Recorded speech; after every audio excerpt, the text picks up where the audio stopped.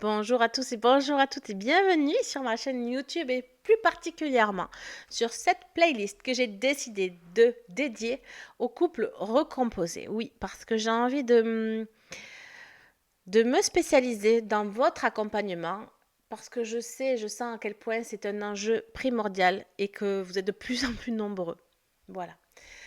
En introduction, j'ai envie de vous raconter un petit peu mon histoire parce qu'elle est en lien avec mon choix de positionnement et aussi mon choix de métier aujourd'hui. Donc je trouve intéressant que je vous partage un petit peu de mon intimité à moi pour pouvoir vous accompagner à vous dans la vôtre. Voilà. Je suis sûre que ça vous parlera, qu'il y aura des choses qui feront écho. Donc attention, installez-vous confortablement, mesdames et messieurs. Voici en introduction le pourquoi du comment j'ai choisi de faire ce métier et de me spécialiser dans les couples recomposés. Tout d'abord, il faut savoir que j'ai été mariée pendant 20 ans. Pendant 20 ans, j'ai connu mon mari à 18 ans, comme beaucoup de personnes. J'ai eu ma fille à 23 ans et mon fils 6 ans après, 5 ans et demi après, voilà. Donc j'ai été pendant 20 ans une maman épanouie. J'ai eu à cœur et à cœur de développer ma carrière professionnelle parce que je suis partie de zéro. Enfin, j'ai fait la fac en sociologie, en psychologie, en sciences de l'éducation, mais je ne trouvais pas le métier qui me faisait vibrer. Alors très tôt, je suis rentrée dans la vie active après mes études à la fac. Et là, j'ai travaillé dans l'insertion professionnelle. J'ai travaillé ensuite dans une chambre de commerce et d'industrie, au service des industries et des commerces, mais plus particulièrement, moi, des industries. J'ai accompagné des dirigeants d'entreprise, des cadres dans l'industrie. J'ai travaillé dans la performance industrielle. Maintenant, je travaille dans la performance sexuelle. Vous voyez le parallèle? On en reparlera plus tard. J'ai travaillé dans une école d'ingénieurs, donc j'ai accompagné des jeunes ingénieurs à développer leur management au service de l'entreprise, développer leur savoir-être, voilà, au-delà du savoir-faire. J'ai pris beaucoup de plaisir dans ces métiers-là. Ensuite, j'ai dirigé une entreprise, enfin, j'ai coaché des entrepreneurs, j'ai fait du développement commercial, j'étais consultante en développement commercial, enfin, vous voyez, bon, voilà, je me suis éclatée au niveau du boulot. J'ai repris mes études à 35 ans, voilà, pour vous dire. Et j'ai un master en management et gestion d'entreprise. Voilà. J'ai une vie entrepreneuriale excitante. Mais cela a été, j'allais dire, un petit peu mon refuge. Mon refuge parce que pendant ces 20 années, donc j'étais très amoureuse de mon mari, tellement que j'étais dans un voile de l'illusion. Je me suis enfermée dans cet amour, dans cette volonté de créer et de maintenir la famille parfaite. J'avais 2 enfants merveilleux, beaux, intelligents, doués à l'école, etc. Un mari beau, intelligent, etc. Mais son problème, c'est qu'il buvait. Il buvait en cachette et je m'en suis pas aperçue de suite qu'il avait cette addiction à l'alcool. Mais le jour où je l'ai vu, forcément, j'en ai pas parlé. J'avais honte. Je voulais le cacher. J'avais peur qu'on le juge et j'avais peur que ça vienne fragiliser notre couple. Donc, je n'ai rien dit. Par contre, lui, je lui ai dit, écoute, tout ce que je te demande, c'est de te faire suivre, de te faire accompagner. Peu importe le temps que tu prendras, j'ai conscience que c'est une maladie. On va dire qu'on s'est marié pour le meilleur et pour le pire. On va dire qu'on a connu le meilleur et que ça, c'est le pire. Donc, j'accepte les deux conditions de la balance. OK. Mais tu te fais soigner. Donc oui, oui, c'est ce qu'il a fait, c'est ce qu'il a entrepris, etc. Bon, ça a duré 3 mois. Au bout duquel il m'a dit, écoute, le médecin m'a dit que j'étais guérie, que je pouvais même continuer à recommencer à boire de la bière, etc. Bon, bref, donc je l'ai cru sur parole. Mais de là, ont commencé des désillusions et des mensonges. J'ai vraiment découvert pas mal de mensonges. Donc petit à petit, ça a abîmé la sécurité que j'avais dans notre couple, la sécurité en moi, la confiance, bien sûr. Et finalement, sans que je m'en aperçoive, mon amour s'est éteint petit à petit. Ensuite, nous avons décidé de tout plaquer, de venir vivre en Ardèche parce qu'on était bien ici. C'était quand on venait en vacances, ça nous faisait du bien. On adore les paysages et l'énergie d'ici. Donc, on a tout plaqué. J'ai démissionné. On a vendu la maison. On est venu s'installer en Ardèche. Et puis, je me suis dit, chouette, ça lui fera l'occasion de repartir aussi à zéro par rapport à son addiction, lui donner une chance de guérir. Voilà, loin du stress de la ville. Bref. Je me suis rendu compte, bien sûr, au bout de quelques mois, que je me suis trompée, que ça n'avait rien guéri du tout, que la maladie était toujours là. Et surtout, moi, j'ai commencé à découvrir que je n'avais plus de libido. Or, Julie a toujours eu envie de faire l'amour, aime toujours faire l'amour. Pas toujours de sens addictif, mais de manière générale, j'aime faire l'amour. Voilà. Donc là, je me suis retrouvée à ne plus avoir envie de mon mari. Donc j'ai dit, écoute, je pense que je dois avoir un problème, mon chéri, parce que je n'ai plus envie de faire l'amour. Donc je vais consulter puisque c'est sûrement moi qui ai un problème en tant que bonne épouse, etc. Je dois avoir un problème. Donc je suis allée consulter un kinésiologue à l'époque. Et il m'a dit, mais Julie, en fait, là, tu es toute éteinte de l'intérieur. Là, tu ne brilles plus. Parce qu'il faut savoir aussi que quand on est venu en Ardèche, j'ai mis de côté ma carrière professionnelle pour être femme au foyer. Parce que je me suis dit, ah, ben c'est peut-être à cause de ça qu'il boit. Peut-être qu'il se sent inférieur. Peut-être que son ego est blessé du fait que toi, tu te consacres à ta vie professionnelle et que ça marche. Moi, j'ai toujours monté les échelles de la vie professionnelle. J'ai toujours été très forte dans ce que j'entreprenais. Voilà, bref, ça c'est dit. Mais je me suis dit peut-être que lui, il se sent pas à la hauteur, peut-être que vu que je gagnais plus d'argent que lui, c'est compliqué pour lui, etc. Donc, quand on est venu en Ardèche, je me suis mis en bonne maman, bonne femme au foyer. Voilà. Bien sûr, je me suis éteinte complètement. Et donc, quand je suis allée voir ce kinésiologue, il m'a dit, non mais Julie, c'est un petit peu beaucoup normal. Ce qui se passe en toi, c'est que tu es complètement éteinte et c'est que aussi tu ne te sens plus en sécurité avec ton mari. C'est comme une louve. Les louves, quand elles font l'amour au loup, elles ont besoin de se sentir en sécurité. Si elles ne se sentent pas en sécurité, elles ne sont pas capables de donner leur corps ou d'avoir envie de faire l'amour. Et ben, toi, c'est pareil, tu n'as plus envie de lui, donc c'est OK. Donc peu importe ce qui se passera, tu n'auras plus envie de lui. C'est cassé, c'est trop cassé, tu es trop éteinte, etc. Donc il m'a dit à toi de choisir. Est-ce que tu veux continuer à vivre une vie où tu meurs petit à petit à l'intérieur de toi, et donc sans sexualité, ou bien décider de reprendre ta liberté. J'ai choisi de reprendre ma liberté. Donc voilà. Donc ce jour-là, j'ai décidé de quitter mon mari, alors que vraiment je l'aimais, mais j'ai vraiment pris conscience il est devenu vital pour moi. Si je ne voulais pas continuer à m'éteindre et à mourir à petit feu, de reprendre ma liberté. Et là, tout a commencé à changer. Là, waouh, pop it up. J'ai d'abord eu envie de tester ma désirabilité. Est-ce que je peux être désirée par des hommes? Et surtout d'explorer ma sexualité parce que j'avais connu que 2 hommes et donc j'avais besoin de tester qu'est-ce que c'était des orgasmes puissants, qu'est-ce que c'était que de commettre sa sexualité, etc. Donc je me suis inscrite sur les sites de rencontres et j'ai découvert, rencontré, fait l'amour, expérimenté avec plein d'hommes. Enfin, pas en même temps, hein, bien sûr. Enfin, bien sûr, je fais comme il veut, mais moi, je l'ai. Voilà, bref. Et là, c'était génial. J'ai découvert mon corps, j'ai découvert mes zones érogènes, j'ai découvert des orgasmes multiples, j'ai découvert plein de choses. Donc, pendant 4 ans et demi, je me suis construite sexuellement. Je me suis découverte, je me suis épanouie. À cette époque-là, je dirigeais une entreprise. J'ai pris la direction d'une entreprise et là, j'ai senti la différence. J'ai senti, parce qu'au début, quand j'ai pris la direction, j'étais encore mariée. Donc j'étais la Julie éteinte. Et je suis devenue, pendant le temps de la direction de cette entreprise, la Julie célibataire, la Julie pop-up, la Julie qui a grandi, qui s'est servie, qui s'est reconnectée à sa puissance sexuelle. Donc je vous laisse imaginer déjà le choc que ça a été pour les personnes avec qui je travaillais de voir le début et le après. Mais enfin, c'était kiffant, c'était génial. Et c'est là que j'ai pris conscience de l'importance de l'énergie sexuelle. Qu'est-ce que c'est d'être reconnecté à son énergie sexuelle? Qu'est-ce que c'est de la diriger au bon endroit, vers les bons objectifs, vers les bonnes choses et d'être équilibré et aligné? Donc j'ai travaillé pendant 4 ans, 4-5 ans mon alignement. Je me suis fait accompagner par des thérapeutes. J'ai fait des retraites spirituelles. J'ai construit ma maison pour me mettre en sécurité avec mes enfants. J'ai nettoyé les rencontres, enfin les hommes et mes amis aussi. J'ai vraiment fait du ménage pour être en contact uniquement avec des personnes qui me faisaient vibrer, qui me correspondaient au niveau des énergies et des enjeux. Bref, j'ai fait du ménage, j'ai travaillé sur moi, j'ai beaucoup médité, j'ai appris à méditer. Je me suis formée au chamanisme, au druidisme dans cette période-là. Enfin, j'ai fait plein d'expériences comme ça. Et waouh, waouh, waouh.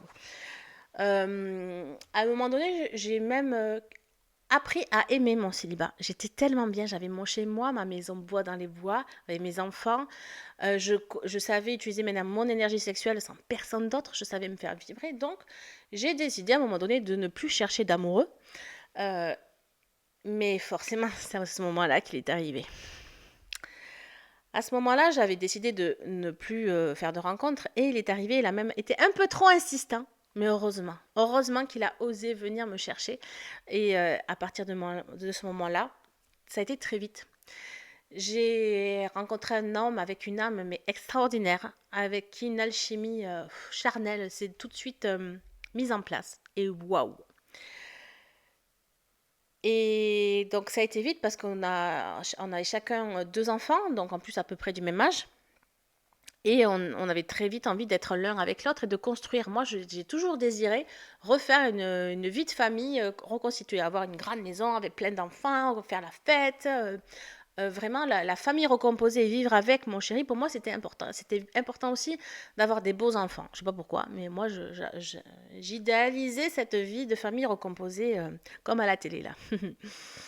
Voilà, voilà. Bref, la réalité nous a rattrapés. Les premières questions ont été, déjà moi j'avais mon fils, alors ma grande est partie assez tôt parce qu'elle est danseuse pro, donc elle vit sa vie de danseuse à travers le monde, c'est génial. Mais mon petit de 12 ans était là et je l'ai tout le temps. Il faut savoir que j'ai la garde exclusive de mon fils. Donc quand tu te mets en relation de couple avec quelqu'un et que tu as toujours ton fils, ça limite un peu les moments intimes. Bref, il a fallu composer avec ça et puis et s'organiser. Donc là déjà, premier petit ajustement. Il a fallu prévoir du temps. Il a fallu qu'on se dégage du temps on a planifié du temps pour préserver notre bulle de couple. Parce que très vite, j'ai compris que on s'est lancé, on s'est laissé embarquer dans une routine avec les enfants pour lui. Alors, on avait sa fille une semaine sur deux. Donc, une semaine sur deux, on avait deux enfants. Et l'autre semaine, on en avait qu'un. Mais bon, le mien, il prend pas mal de place quand même. Donc, en fait, on avait très peu de temps où on était tous les deux. Très peu de temps où on pouvait construire notre couple finalement, parce qu'on venait de se rencontrer malgré tout.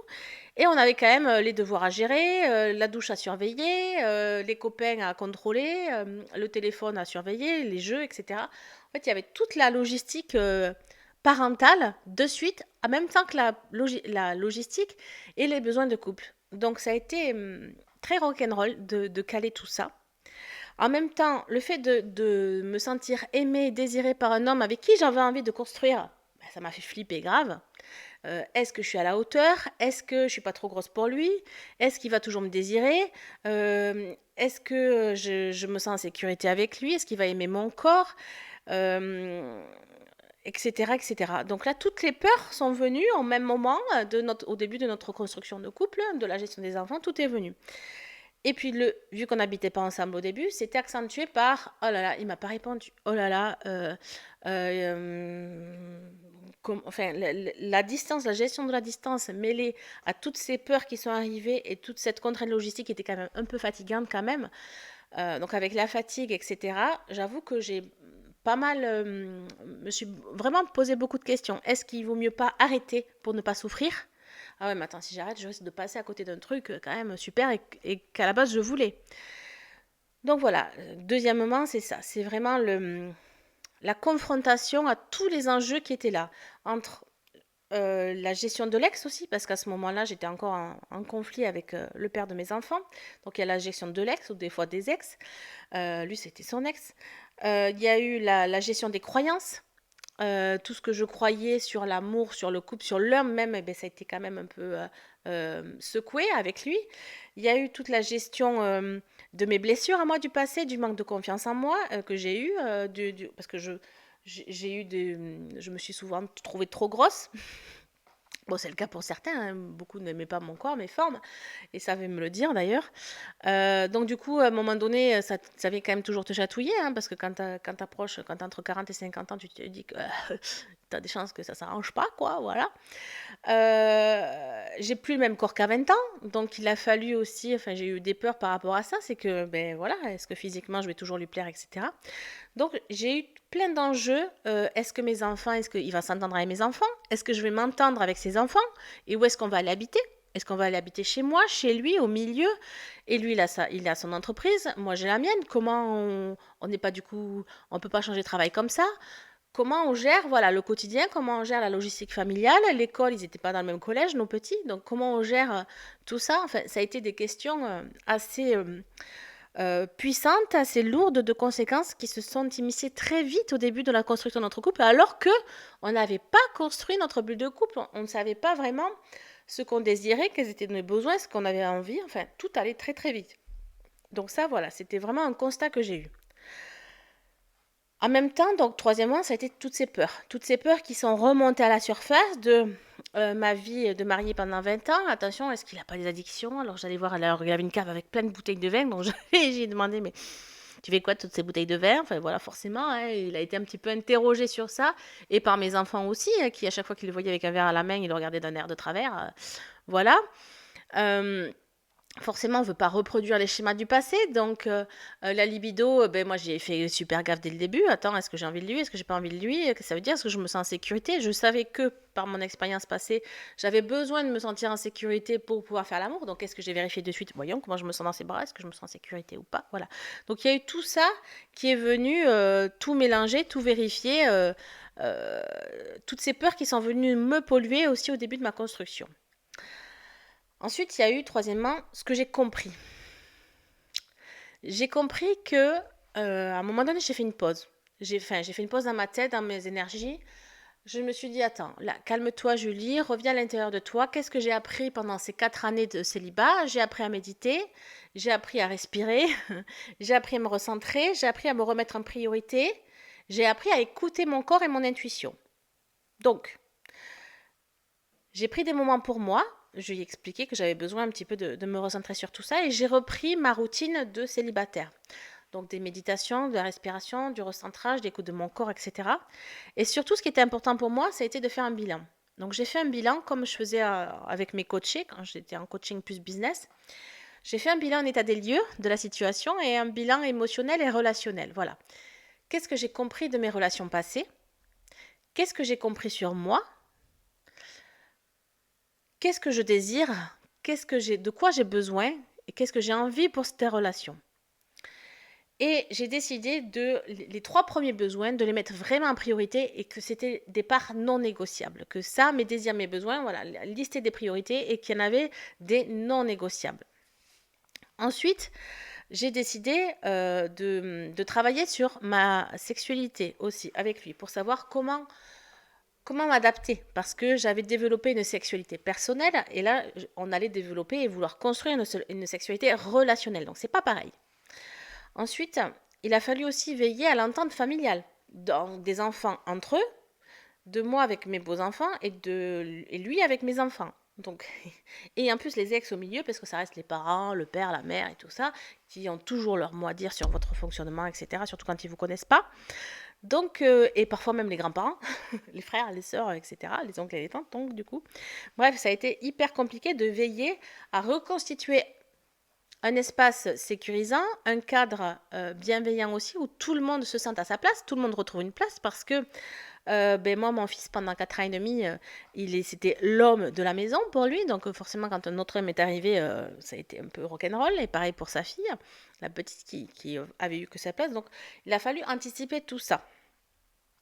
Et en même temps, pendant tout ce moment-là où tout commence à se construire, on doit maintenir notre bulle de couple, on doit maintenir notre construction de couple, trouver du temps en amoureux, se faire des repas en tête-à-tête, entretenir le désir sexuel, développer la complicité et aussi apprendre à communiquer. Parce que la communication qu'on avait entre mari pendant 20 ans n'est pas la même avec le coco que tu retrouves. Donc, il faut arriver à s'exprimer sans jugement, sans tes peurs que tu trimbales dans ton sac à dos, de manière positive, de manière constructive, etc. Donc c'est quand même un enjeu hyper important aussi d'adapter sa communication dans ce fameux couple recomposé qui ne soit pas le résultat de tes blessures du passé.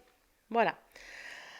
Ensuite, ce qu'on a voulu faire aussi, c'est prendre en compte, ce qui est important de prendre en compte, c'est que dans votre couple, vous êtes 3. C'est 1 plus 1 égale 3. Alors j'aime bien mon petit truc que mon chéri m'a fait, d'ailleurs. Hop là, voilà, plutôt comme ça. En fait, ça veut dire quoi? Ça veut dire que vous vous rencontrez, ça c'est lui, ça c'est toi, et à vous deux, vous formez un couple. Mais le couple, vous voyez, l'entité tout entière ne peut fonctionner que si chaque espace, chaque être est respecté à l'intérieur du couple. C'est-à-dire que si... hop, J'ai un peu de mal à voir l'envers. Si vous voyez, si vous n'arrivez plus à vous associer, ben forcément, ça crée l'unité. L'environnement du couple, la bulle de couple n'existe plus quand il y a des décalages. Donc vraiment, tout l'enjeu, il est de respecter l'espace de chacun et de travailler sur cette harmonie-là. Voilà. Donc vous formez un nouvel univers à vous deux, vous formez un nouveau monde de couple qui doit prendre en compte l'individu de votre couple, l'individu de chacun, enfin chaque personne de votre couple, donc lui plus vous, à part entière, sans vous solder, j'allais dire, sans vous dénigrer tout entier. Vous devez accepter toutes vos facettes, toutes vos blessures du passé, tout ce qui a fait de vous ce que vous êtes aujourd'hui. Et c'est là où souvent on a besoin d'être accompagné. C'est quand j'accompagne les couples, d'abord je les vois en consultation tous les deux. Et ensuite, pendant 2-3 séances en général, ou parfois plus, hein, et en moyenne 2-3 séances, j'en vois un séparé et l'autre. Et après, au bout de 3-4 séances, hop, on revient à 3. Pourquoi? Parce qu'il y a besoin de faire un bilan de chacun, de chaque membre du couple. Un bilan de comment tu t'es construit, où en est ton niveau de sécurité, où en es-tu au niveau de tes besoins, de tes désirs, de l'acceptation de toi, est-ce que tout est clair dans ta vie? Est-ce que il n'y a plus de jalousie, il n'y a plus de frustration, etc., etc. Donc c'est vraiment très important de faire ce bilan aussi à un moment donné, surtout, je trouve, quand on se met en couple recomposé. On a aussi des croyances et des habitudes. Parce que quand ça fait 20 ans, croyez-moi, qu'on a vécu avec un homme ou une femme et qu'on se retrouve avec quelqu'un, encore une fois, il y a la petite part qui nous dit: ah non, mais surtout ne reproduis pas les mêmes erreurs. Ah oui, mais j'ai l'habitude. Et puis alors, j'ai des croyances qui sont bien ancrées, comme quoi, je dis, mais tous les dimanches, il faut faire steak frites, sinon ton mari va partir. Bon, je dis ça. Donc du coup, tout ça, toutes ces croyances, toutes ces habitudes, toute cette routine, elles viennent aussi nous polluer, viennent aussi polluer la relation qu'on a déjà dans notre vie de famille, dans notre couple, avec les enfants au milieu qui sont là en train de se chamailler: ah mais t'as dit ça, mais il m'a dit ça, etc. Et pas assez de temps intime de construction de qualité pour vous écouter et pour construire votre bulle de couple. Donc voilà un petit peu tout ce qui vient polluer tout ça. Du coup, en ayant pris conscience de tout ça, de toutes ces blessures, de tous ces schémas de répétition, de tous ces enjeux, parce qu'il y a aussi le bien-être des enfants fait vraiment partie intégrante du couple. Pardon. On ne peut aller bien dans le couple que si les enfants s'entendent quand même bien entre eux et entre nous. Sinon, croyez-moi, ça pollue beaucoup les choses. Donc, il est bon de pouvoir prendre en compte tous ces éléments, que dans votre environnement de couple recomposé, on doit prendre en compte le boulot de chacun, le passé de chacun, les enfants de chacun, la maison de chacun, les habitudes de chacun, les croyances de chacun, les blessures de chacun, les ex de chacun, etc., etc. Et comment composer avec tout ça? Et c'est là qu'on dit: au secours, Julie, venez à moi, viens à moi, etc. Voilà. Donc c'est là que j'interviens. C'est là que je propose de faire un bilan encore une fois, de chaque membre, avec chaque membre du couple, puis un bilan de qu'est-ce que vous voulez dans votre couple, quel est ce nouveau cadre que vous voulez définir dans votre couple, quels sont les besoins de chacun et les besoins du couple, parce que c'est pas les mêmes. Vous pouvez avoir vos besoins à vous, les besoins à lui, et les besoins du couple sont encore sur une autre dimension. Donc il est bon de faire le point sur tout ça. Ensuite, je vous apporte des compréhensions, des éclairages. Je mets la lumière sur ce qui se passe dans vos fonctionnements, dans vos dysfonctionnements aussi, pour que vous puissiez les accepter, les dépasser et vous en servir comme force. Ensuite, je vous apporte du concret, parce qu'avec moi, c'est du concret. Je suis coach à la base. Donc j'aime que ça avance. À chaque début de consultation, on définit des objectifs. Et on fait tout pour y tenir. On n'arrête pas tant que c'est pas fini. Voilà, comme ça on est sûr de les atteindre. Ensuite, on met en place des plans d'action. On va parler de planning. On va planifier des rendez-vous amoureux. On va planifier des moments de connexion. Je vais travailler avec vous la reconnexion au désir entre vous dans votre couple. Je vais travailler l'identification de votre langage sexuel pour que vous puissiez explorer à fond votre langage sexuel. On va créer des nouvelles routines, une nouvelle logistique adaptée à ce que vous voulez, qui ne soit pas le fruit de votre logistique du passé ou votre routine du passé, parce que vous avez peur que ça vous pollue à nouveau le couple. On va parler de libido, de l'évolution de la libido dans le couple et avec l'âge, parce qu'à 20 ans, on n'en parle pas, mais entre 40 et 50 ans, c'est quand même sympa d'en parler, de prévenir les deux membres du couple que la libido évolue avec l'âge. Voilà un petit peu ce que je vous propose. Et bien sûr, je vous propose de construire ce cadre sécurisant, de ce cadre rassurant dans lequel vous allez pouvoir vous épanouir et vibrer et surtout préserver votre couple malgré tout ce contexte. Donc voilà ce que c'est. Donc j'espère que cette vidéo vous aura plu, vous aura parlé, vous aura éclairé. C'était un petit peu la présentation générale de pourquoi j'ai choisi d'accompagner les couples recomposés. C'est face vraiment à tous ces enjeux, à toutes ces répétitions, à toutes ces habitudes et et tout ce que j'ai observé et constaté en accompagnant les couples. Et après, en suivant, vous aurez d'autres vidéos beaucoup plus techniques, beaucoup plus approfondies, avec du contenu pour vous aider à épanouir et faire et rendre vibrant votre couple et en acceptant tout ce passé qu'il a quand même, qu'il ne faut pas négliger. Voilà. Merci de vos commentaires, vos likes, vos partages sur mes vidéos parce que j'exerce un métier délicat qui n'est pas aidé par les algorithmes et les robots de la toile. Donc surtout, j'ai besoin d'être soutenue et encouragée. Donc si ça vous va, et surtout n'hésitez pas à me dire aussi s'il y avait des choses que vous voulez que je parle. C'est avec plaisir que j'ajusterai mes propos, mon contenu. Donc merci pour vos suivis, vos commentaires, vos likes et vos encouragements. Au plaisir de vous accueillir et vous accompagner et à tout bientôt.